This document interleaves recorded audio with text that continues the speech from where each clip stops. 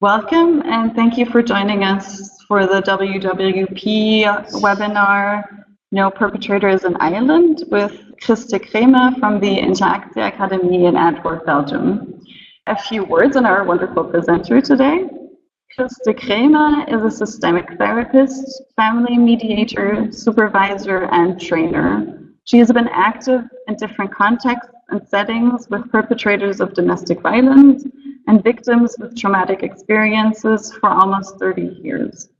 Kris is part of a committed team of therapists and trainers at the Interactie Academie, where they continually try to develop new methods and theoretical frameworks with a systemic approach.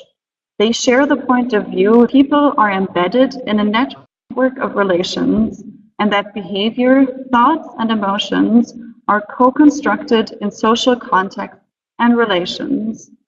The systemic lens highlights the process of constant mutual influence on an interpersonal level, as well as between people and institutions, social discourses, and cultural influences. So Kris, thank you very much for being here with us. We're excited to hear more about your approach and the work that you do. So thank you, Anna. No Perpetrator is an Island. I hope that's at the end of my presentation. You can understand a little bit what my vision is on that. And before I start, I will start with the questions that inspire me already so long in this field, because I think it's already 30 years that in different contexts I meet people, perpetrators, but also people who had trauma experiences. Mostly the last years in the field of domestic violence. And in my work, just like you, I think, I've been witnessing a lot of vulnerability, sadness, anger, feelings of unfairness, a lot of physical and emotional pain and despair. So I think on the one hand, I'm a kind of a witness of a lot of high emotions and high arousal coming in the room. And at the other hand, I can be very touched that family systems can be very stuck in very fixed patterns and in very deep impasses. And so that as well the perpetrator can at a certain moment be in a fixated pattern of feelings and thoughts and actions and bodily sensations, as well as the family members, as well of a lot of people around them. So it's very much for me a search how you can handle people who are very vulnerable and who are suffering a lot, and then at the other side, dealing with them, with their very difficult problems, existential concern, and also not stepping myself feet in all these fixed patterns, to stay a little bit out of it, so that we can, together with the perpetrator, together with the family, the couple, we can find new pathways, new tools to solve all these unsolvable differences or limits of life. When I was looking to start with perpetrators, I was searching for a method to open the conversation, and because the method I want to present you is a very good method to take your time, 1 or 2 or 3 conversations, to really open the field of reflecting. So it means that all the green words you see, reflection, moving towards agency, taking a position of choice, becoming owner of the problem, and moving towards more creativity, movement, and complexity. That are the words, the concepts that inspire me in a search how to engage and how to connect with people who are in such a difficult problems. That's a bit my concept. How to connect in the work. I think it is always a rich mix necessary of recognition, and that's the green flash, the therapist, offender, client, perpetrator. The green means I need in the room to create, to installate a kind of connection, a kind of good collaboration in order to have a ground to look to the broken alignment with society, institutions, and victims. So I mean that for each client, you need a unique mix of recognition, confrontation, change, support. And so you need a kind of taxation method also. And not only that I, as a therapist, I'm the big expert who knows what is the best for the clients in his network, but to position myself next to the offenders, and so that we can look together and share our ideas and be very transparent about what do I see, what is a client seeing. This is the methods I want to share with you. I give it already as a kind of way that you can look. That's a method that is very visualizing and that can help to explore and reflect. But I go later on this method, how you can make it and how you can use it. First, I start with a story. When I prepared for this webinar, I was very inspired by certain things happening in the society. I think maybe also in your countries. But in our countries, during the holiday, there was a festival. A lot of young men were starting to sing racist songs and behave very aggressively against a group of black girls. Of course, like it goes nowadays, people took their mobile phones, they made a video of it, and all these witnesses came on YouTube, on Facebook, in the journal. And there came a lot of negative context. And what was impressive is that one of the boys who had been looking himself at YouTube movie, he said these words: when I look myself on this movie, I can only think this is not the man I want to be. And this identity gap, how I know myself, what is known and familiar, and how I see myself, there is a very big gap. And this gap for him, together with all the negative comments from the outside world, moved him into writing a letter to the journal, offering excuses and wanting and proposing to restore. And I think he did a lot of things that we like, the people we work to become, in that sense, responsible and accountable for the effects they have. I will explain a little bit, that's my systemic frame, what is maybe happening with this first offender. We could imagine that before this festival accident, he was just a boy, a young man of 25 years, going to school, being a student and a friend, having a family, and being a son, a brother, a grandchild, going to the festival as a music lover, drinker, dancer, a book reader, a job student, a bird watcher. So we say we have always a kind of a collection of identity aspects, and they can be very known and familiar to us and also to other people. So it's a constant exchange about how I present myself and the reflections and influences I get from my social context.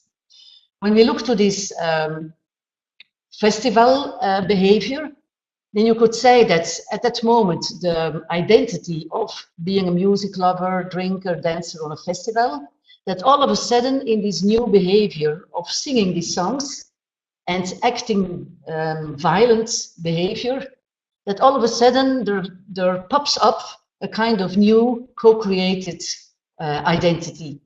Maybe this boy never before thought, I will put down this identity, but in the context, in the exchanges, in all the influences of the context, you can say it's the influence of the context coming in this boy, young man, and this young man making a choice of going with it or resisting to it. He did apparently the choice of going with it. And then you have these broad influences from the outside world. And we say people always see their actions and effects reflected by all these mirrors in the outside world. And it means that we all have to do something with these new identities. It's as well at the side of a perpetrator that all of a sudden he must find his way to connect or not connect with his new identity. It's also at the side of a trauma client that all of a sudden he or she must think about what person have I been in the middle of the violence.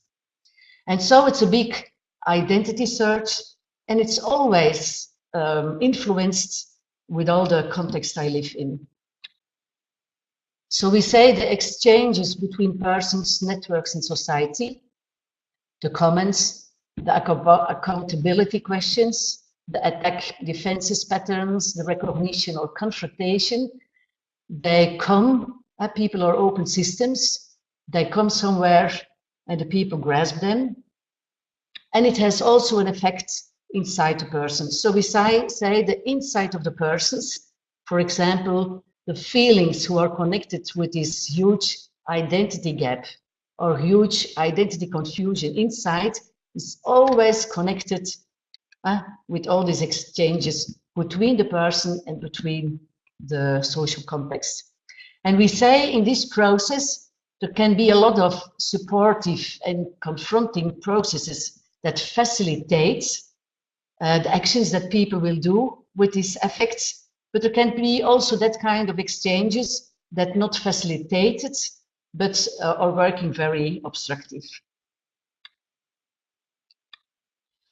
When we go, my story was a kind of first offendership.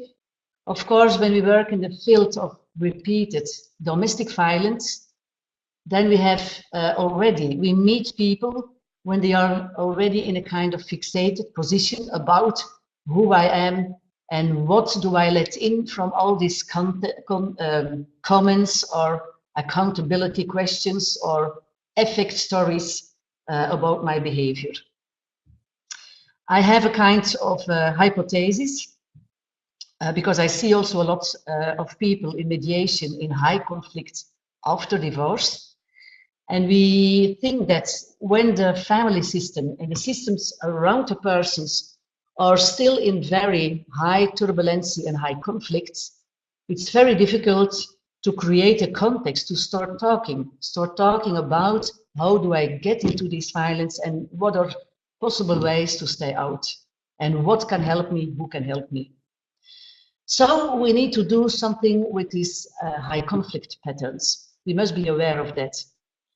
If the violence is going on, we feel, and we have a kind of hypothesis, that there is not enough language to start talking, that the violence and the behavior, that they are a kind of sign that there is not much language and not much the tools of a language to start talking about difficult things. And then, on the other hand, when there is a lot of isolation around the perpetrator and a lot of shame about how do I want to be and how have I been in the outside world, and surely this isolation, it can make that there is no relational context and no relational connection to start talking. So that was also something I take in mind, that if I start a confrontation and there is maybe turbulence and high conflict, there is still that violent thinking, emotional bodily sensations, and there is a lot of isolation, then people have maybe not a trust of a connection and a relational connection to start talking. So that's a bit, again, the same, that people come in more at the right position, action-reaction patterns, out of control, repeated behavior. They are outsourcing the problem, and they say the problem must be solved, my wife must go in therapy, the police must do different, the caretaker is not good enough, the counselor is not working good enough, the court is bad, the detention house is not working good. It's a kind of outsourcing the problem to others. And there is this conflict pattern, reduction to good people, bad people. and also these rigid solutions, very fixated positions, and this monocausality. And so we want to shift to the other side.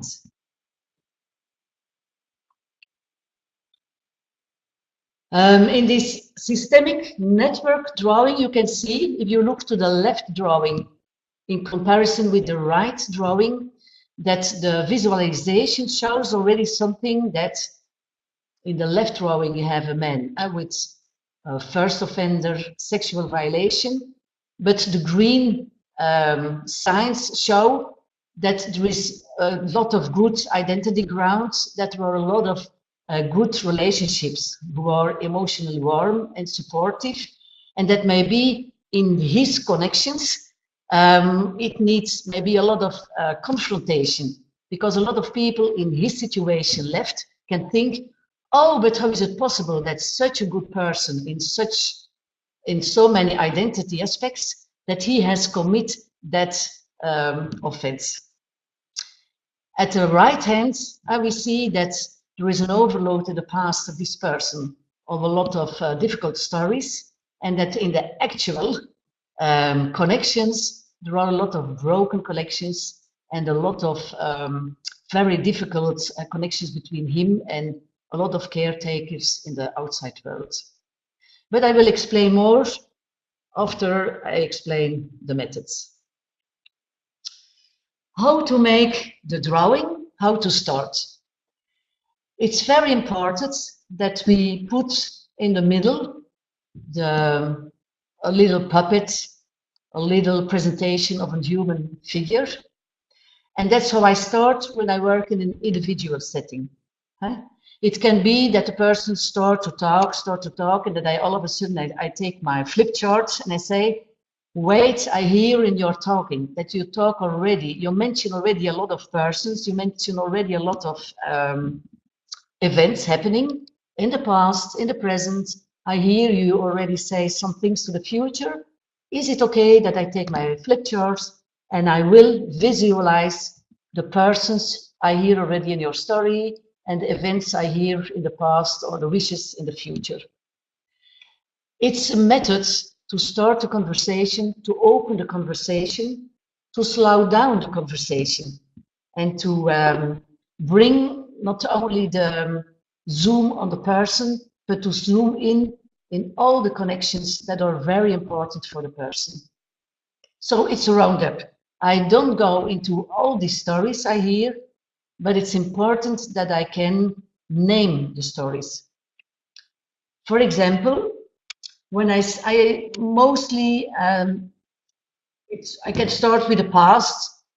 And if I start with the past, it's very important that I can place on the paper, I can name the names for the own victimization and the own traumatization events of the person, because we say, even if the person in the actual context is behaving with that behavior that is very intrusive and negative and traumatic for other people, maybe in the past, he's a man, he's a person, maybe he has his own victimization and traumatization events.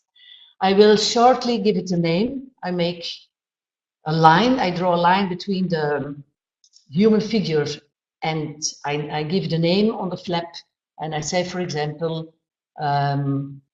being hurt by my father, having violent behavior from my grandfather, maybe a sexual attack from my brothers.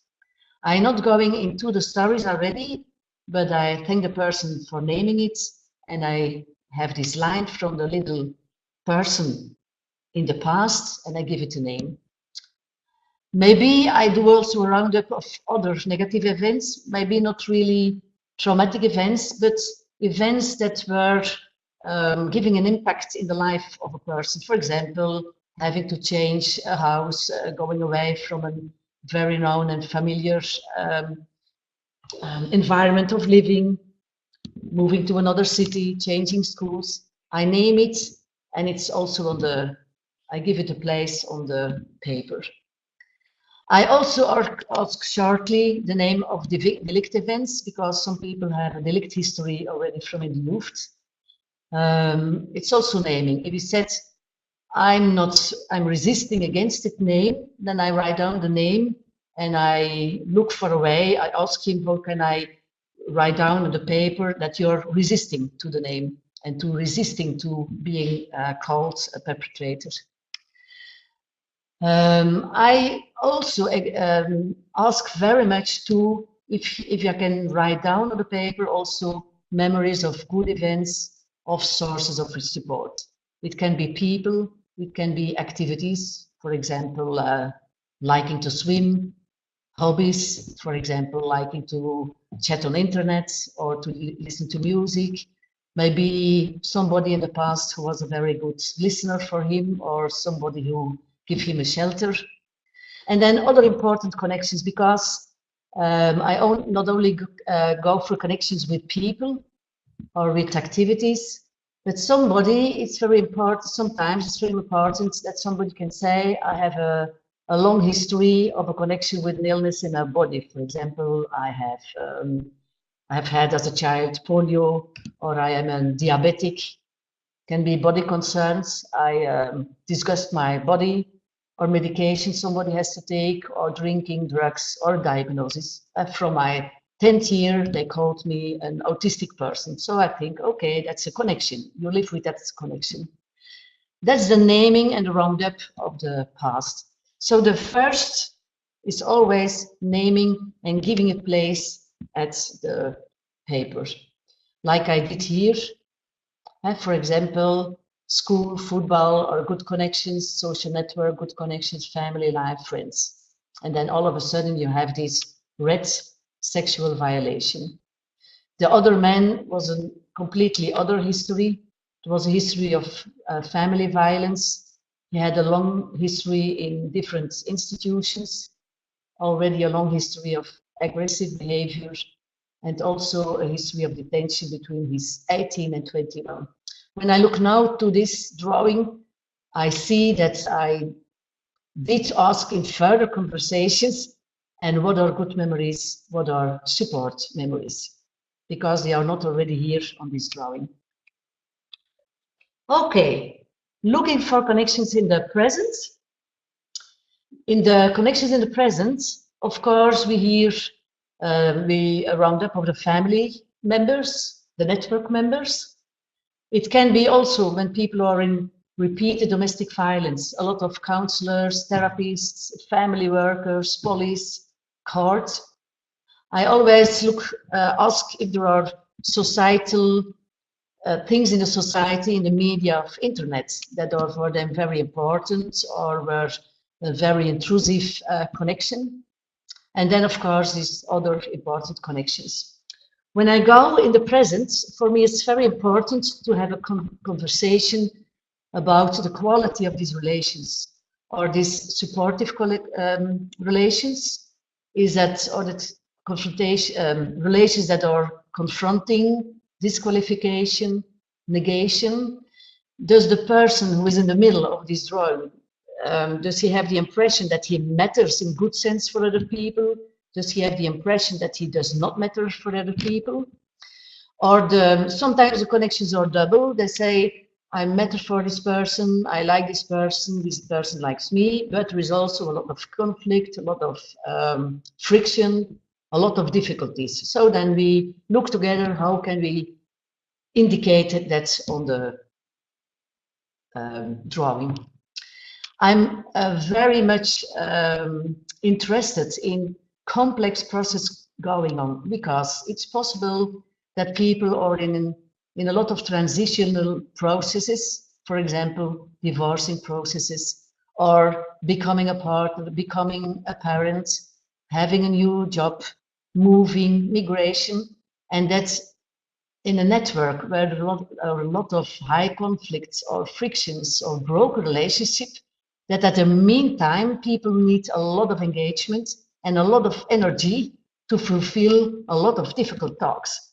So we think if people are stuck in difficult behavior, that maybe there is a link that also the processes going on in the network, the actual processes, that there are a lot of difficult processes, difficult and complex processes going on, and that this is interfering with the job the person has to do to stay out of conflict, to stay out of violence, and to find new creative pathways. So I'm very interested to name also a little bit what are existential concerns going on the moment, actual. So we have these past connections, and we broaden that up to good connections, supportive connections, and negative connections. And in the present, we are very aware that people can be in a lot of complex processes going on.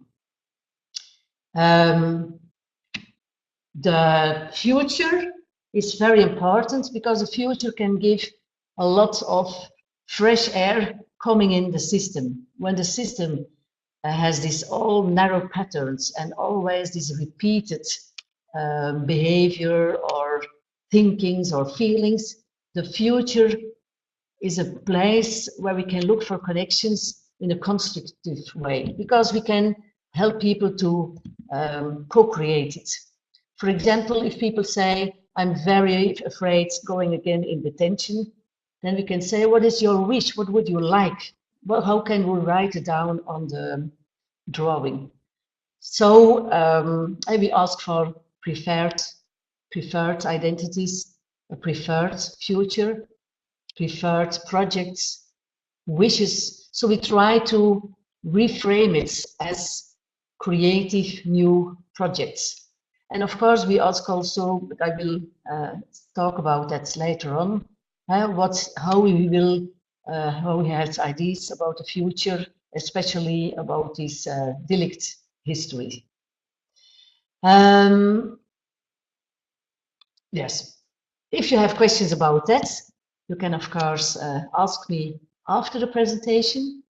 I will go on, because first I make this drawing, and this drawing means I always use a flatboard, and then I can sit next to the client, to the perpetrator, and I'm really interested to share our reflections on it.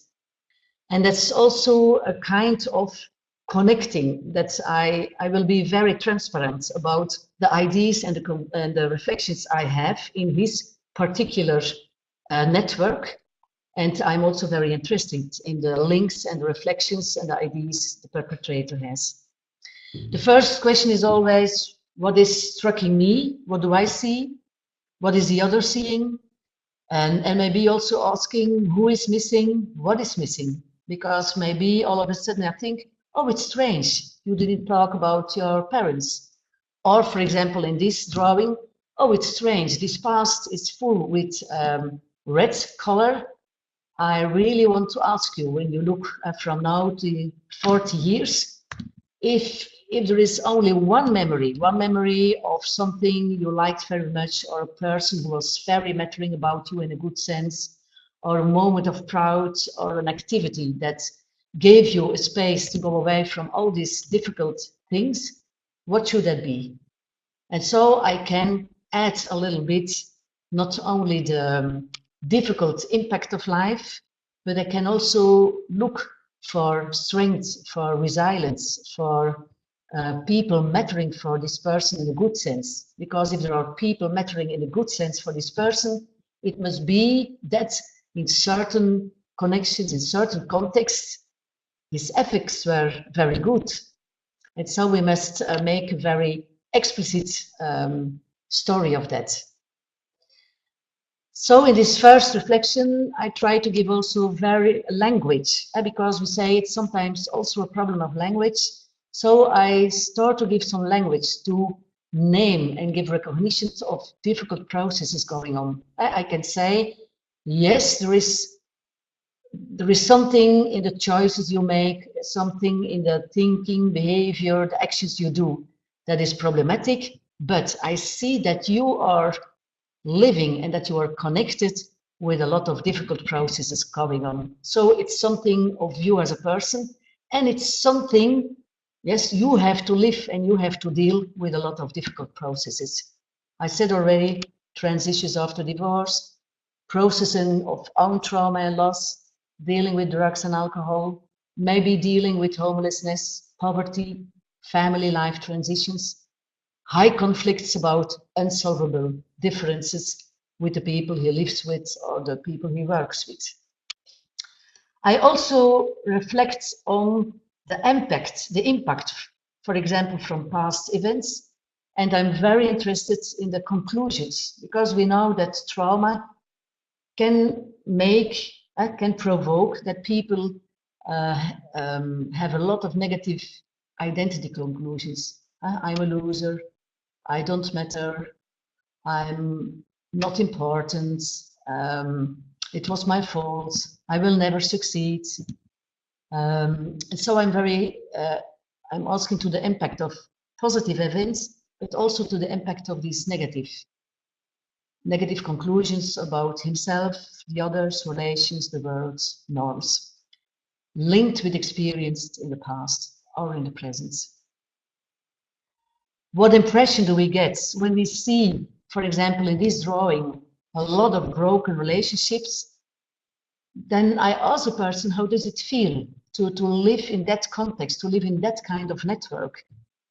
Where do you get a little bit emotional warmth, support and connections?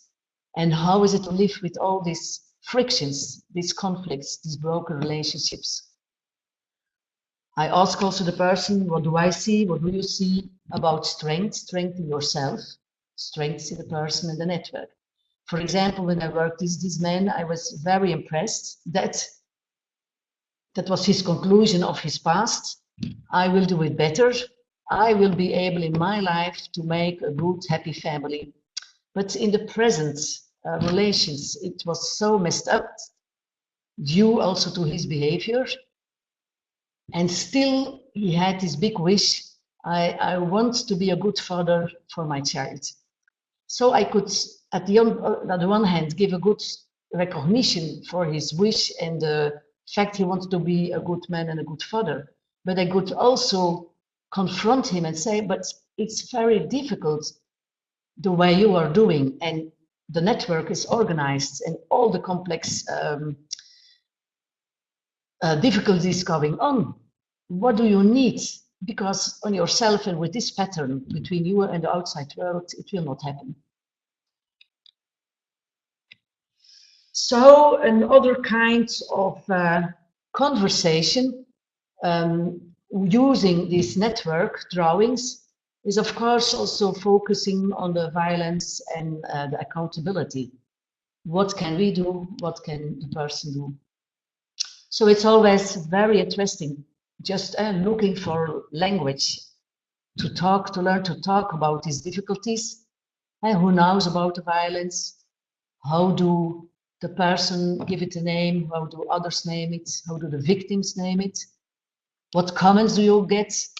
Because in looking for a way out, we must find this balance about support, confrontation, recognition, or control. It's a mix we have to look that is very important for this person. And for every perpetrator, we need to find a different mix. We can look in all these network links and ask the person, how do you link, what links do you put between the past, the present, and the future? What in the complex exchanges is triggering you? Who or what? What aspects are taking a grip on you? And what is your position of choice in that? Because we try to move on in the conversation, people to what is the aspects you have ownership, you have agency, you can make a choice, you can make a decision. And of course, we can ask for how did you try to resist when there are these triggers, when there are these high conflicts, when you are in the grip of violence? How did you try to resist? How did you try to be the persons you want to be without pushing pressure on others or hurting others as an effect? Are there already unique outcomes? And what values then for you? And for who does it matter that you change your behavior? For who does it matter that you more and more act and find pathways out of the violence. There are some possible questions, of course, there are much more questions possible. But I think what I learned by these methods, that we take 1, 2, 3 conversation times where we do not stop already the therapy itself, but we take time together with the person to reflect, to explore. I'm interested in the ideas of the other, and I can already try to give recognition and confrontation and putting my ideas in the conversation. I think it's very important to use this kind of decision dialogues, because I want the person to shift to this position of ownership. And so, for example, by this person, I can ask, what is the support you need? What kind, from who? But also, what is the change you need? What is the control you need? And for example, in this situation, what is the confrontation you need? And because confrontation is very interesting, because confrontation means always bringing in new perspectives, bringing in new ideas, bringing in differences. And in my opinion, it's sometimes a very, when people are stuck in these frozen positions, and because of the comments and action-reaction patterns, they are closed and fixated in a position of radical ideas, radical feelings, radical bodily sensations. It's sometimes very difficult for the person to open up and be able to reflect on new ideas, different perspectives, different visions on life, on family life, on woman-man relationships. And so it's we need to support people in order to be able to enable them that they can shift from it's my idea or the idea of the other in there are maybe 2 ideas to look to the world, or 20 ideas or 100 ideas. And then I will say that we have also a very high accent on the inviting the network. For example, I remember a conversation last week. It was a high conflict conversation referred by the court, a system, man, wife, 1 child, and they were obliged to come to me as a mediator. There was domestic violence in the past, and for the moment they were still in the grip of very high violence. And I asked the 2 persons, who in your, to the woman and to the man, to the 2 parents, who in your environment is, who knows that you are here now for this mediation to look if it's possible as a parent to make good plans for the children. And so it was very strange, because I asked the woman, is somebody in your network supporting for this mediation? And she said, no, because he's such a perpetrator. Nobody wants me to mediate. And I said, is somebody in your network, do they have a broad vision on him, that he's a perpetrator, that as a partner he was not behaving, he was very bad to you? And when we ask the children, they say they really want a connection with the parents. Is there someone in your network supporting this search? She said, no, nobody. So they went then, and at his side, there was a network who was supporting to do the mediation, and there was a network who was giving credits to him as a parent. So then I know as a mediator, it's a very difficult situation to start the mediation, because he's in a network who gives a lot of support and also a lot of confrontation, and she's in a network where where the trauma identity is so dominant that people have a lot of concerns for her, going again in the room together with him, and losing her defense patterns, and maybe losing safety. But with these two people, I make two drawings. I make a drawing for him on a flip chart, and I make a drawing for her. And so I invite them both to reflect on the two network drawings so that we can see what is a little bit a common ground in the two networks to start to help these people to continue the care for the child, and what are differences that will be difficult to manage, that they have to manage.